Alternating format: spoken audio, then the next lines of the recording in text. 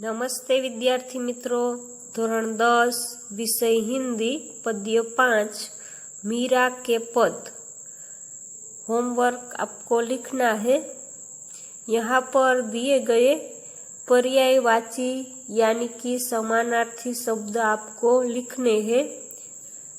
अनमोलक, उनका समानार्थी शब्द अनमोल, बहुमूल्य, अमूल्य। खेवटिया तो नाविक, गहना तो जेवर, आभूषण, अलंकार, यह सब समानार्थी शब्द है। दासी तो दासिका, नौकरानी, सेविका। दूसरा तो अन्य, दिन तो दिवस, पूंजी तो दौलत, धन, संपत्ति। बंधु तो भाई, स्वजन, बांधव। बेल यानी कि लता, विष यानी कि जहर। संपत्ति तो धन, दौलत, जायदाद, ऐश्वर्य, ये सब समानार्थी शब्द है। सहयोग, संग, साथ, सहायता, ये सब समानार्थी शब्द है। और यहाँ पर दिए गए विलोम यानी कि विरोधी शब्द आपको लिखने हैं। आंसू, उसका विलोम शब्द है मुस्कान। चोर का विलोम शब्द साहूकार। खर्च तो उसका विलोम शब्द आमदनी भी होता है और जमा भी होता है। तैरना तो डूबना। दासी तो स्वामिनी। विष तो अमृत। विष का समानार्थी शब्द जहर होता है और उसका विलोम शब्द अमृत होता है। साधु तो असाधु। हंसी तो रुलाई। शीघ्र तो विलंब। ये सब विलोम शब्द है, विरोधी शब्द है। और शब्द समूह के लिए एक शब्द आपको लिखने हैं। यहाँ पर शब्द समूह के लिए एक शब्द दिया गया है। अच्छा सच्चा व्यक्ति, उसे क्या कहा जाता है? साधु। गाय को पालने वाला, उसे गोपाल कहा जाता है।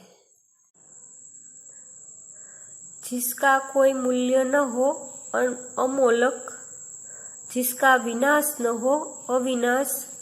नाव चलाने वाला खेवटिया या फिर नाविक भी कह सकते हैं।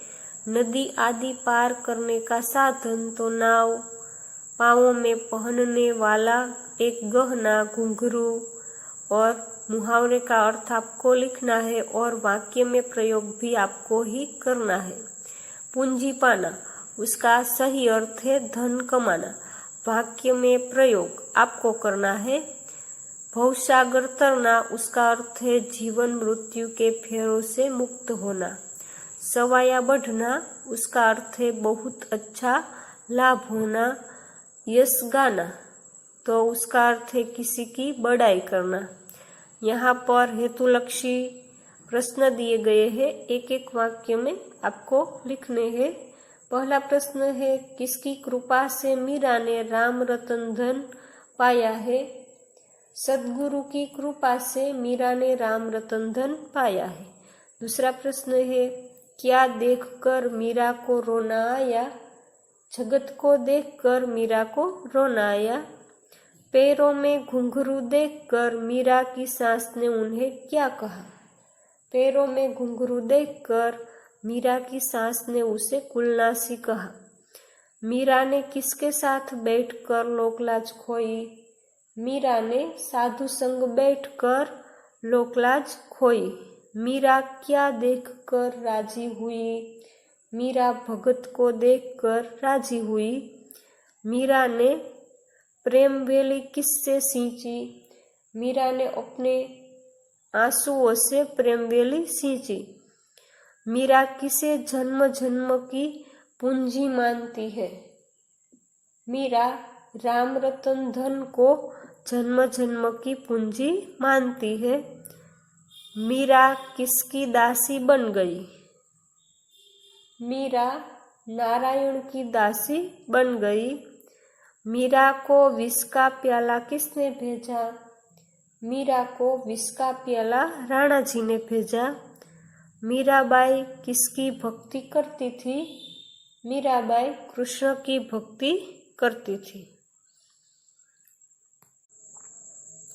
मीराबाई को कौन सा धन मिल गया? मीराबाई को राम रतन धन मिल गया। सत की नाव का खेवनहार कौन है? सत की नाव का खेवनहार सद्गुरु है। मीरा का जन्म कहाँ हुआ था? यहाँ पर का लिखना है। मीरा का जन्म कहाँ हुआ था? मीरा का जन्म मेड़ता निकट कुटकी नामक गांव में हुआ था। यहाँ पर प्रश्न दिए हैं, उसके 2-3 वाक्य में उत्तर आपको लिखने हैं। पहला प्रश्न है, गिरिधर गोपाल की भक्ति करते हुए मीराबाई ने किस किस का त्याग किया? मीराबाई गिरिधर गोपाल को ही अपना समझती है, उसके सिवा पूरे संसार में उसका कोई नहीं है। मीराबाई ने पूरे संसार को छान मारा है, पर उसे कोई नजर नहीं आया, इसीलिए श्री कृष्ण ही अपने हैं, ऐसा वो समझती है। उन्होंने अपने सर्वस्व को त्याग कर दिया है। उन्होंने भाई, बंधु, परिवार, नाते, रिश्तेदार सभी का त्याग कर दिया है। दूसरा प्रश्न है, मीरा के राम रतन धन की क्या विशेषताएं है? मीराबाई को सद्गुरु ने कृपा करके राम रतन धन दिया है और मीराबाई ने भी उस धन का स्वीकार कर लिया है। तो मीराबाई उस धन को अपने जन्म जन्मांतर की पूंजी मानती है, क्योंकि उस धन की विशेषता है कि उस धन को कोई खर्च नहीं कर सकता, चोर भी उसे चुरा नहीं सकता। उस धन में प्रतिदिन सवाई वृद्धि होती है, यह उस धन की विशेषताएं है। मीराबाई इस भवसागर को किस प्रकार पार करना चाहती है? मीराबाई को अपने श्री कृष्ण पर अपार श्रद्धा है। वो भगवान की कृपा से भवसागर पार करना चाहती है। वो सच्चाई की नाव पर बैठकर वो नाव से जिस तरह से नदी पार की जाती है, उसी तरह ही भगवान की कृपा से वो इस संसार रूपी भवसागर को पार करना चाहती है। उसके खेवनहार सद्गुरु है। इस तरह से वो संसार रूपी भवसागर को पार करना चाहती है। 5-6 वाक्य में उत्तर आपको लिखने हैं। भक्ति के मार्ग में कौन सा संकट आया, उसमें वह कैसे पार हुई? मीराबाई ने जब श्री कृष्ण की भक्ति की, वो श्री कृष्ण की भक्त थी, इसीलिए जब वो दुनियादारी को भूलकर वो श्री कृष्ण की भक्ति में डूब जाती थी, तब यह सब किसी को पसंद नहीं था। राणा जी को भी यह बात बिल्कुल पसंद नहीं थी कि वो श्री कृष्ण की भक्ति करे। वो राजढंग के विरुद्ध थी, इसीलिए राणा जी ने भी मीराबाई को मारने के लिए जहर का प्याला भेजा, पर मीराबाई उसे हंसते हंसते पी गई, पर उसे कुछ नहीं हुआ। तो मीराबाई की भक्ति में ऐसा संकट आया, पर फिर भी वो उसमें से पार उतरी। दूसरा प्रश्न है, मीरा के पदों के आधार पर सद्गुरु की महिमा का वर्णन कीजिए। यहाँ पर मीराबाई ने 3 पद दिए हैं, उसमें जो दूसरा पद है उसमें सद्गुरु की महिमा का वर्णन है। जिस तरह से गुरु के बिना ज्ञान प्राप्त नहीं होता है, तो गुरु का बहुत महत्व है। तो यहाँ पर दूसरे पद में मीराबाई ने गुरु का महत्व बताया है। मीराबाई अपने आराध्य देव श्री कृष्ण की कृपा से उन्होंने राम रत्न धन प्राप्त किया है और इस तरह से उनको यह अमूल्य वस्तु प्राप्त हुई है। उसका श्रेय वो भगवान को देती है, सद्गुरु को देती है, और उन्हीं की कृपा से ही तो यह धन प्राप्त हुआ है। तो इस तरह से वो संसार को पार कर सकती है और वो सच्चाई की नाव पर बैठकर वो इस भवसागर को पार कर सकती है। तो इस तरह से अपने ऊपर सद्गुरु की कृपा है, तो इस तरह से वो सद्गुरु की महिमा करती है। उनकी महिमा का वर्णन किया गया है, उसका महत्व बताया गया है। तीसरा प्रश्न है, भक्ति में लीन मीरा को लोग क्या क्या कहते थे और क्यों? भक्ति में लीन मीरा को लोग क्या क्या कहते थे और क्यों कहते थे? तो मीराबाई है वो श्री कृष्ण की भक्ति में डूब जाती है। वो इस संसार से विरक्त हो गई है, उसको दुनियादारी की कोई परवाह नहीं है। उन्होंने सांसारिकता को बिल्कुल भुला दिया है। इसीलिए वो पैरों में घुंघरू बांधकर जब नाचती है तब लोग उसे देखते हैं तो उसे पागल कहते हैं। साधुओं के बीच बैठकर वो भजन करती है तो यह सब उसकी सास को भी अच्छा नहीं लगता और वो उसे कुलनासी कहती है।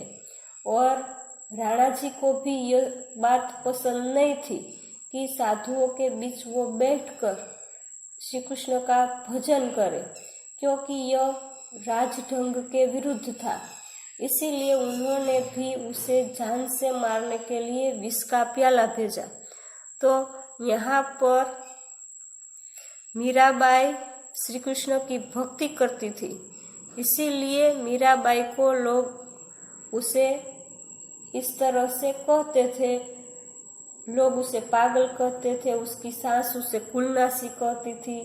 राणा जी ने भी उसको मारने के लिए विष का प्याला भेजा। तो इस तरह से मीराबाई जब श्री कृष्ण की भक्ति करती थी तब उसको अनेक दुख उठाने पड़े थे। यहाँ पर आशय स्पष्ट करना है, जो पंक्ति दी गई है, जन्म जन्म की पूंजी पाई जग में सबे खोवायो। तो यहाँ पर यह काव्य पंक्ति दी गई है, उसका आशय आपको स्पष्ट करना है।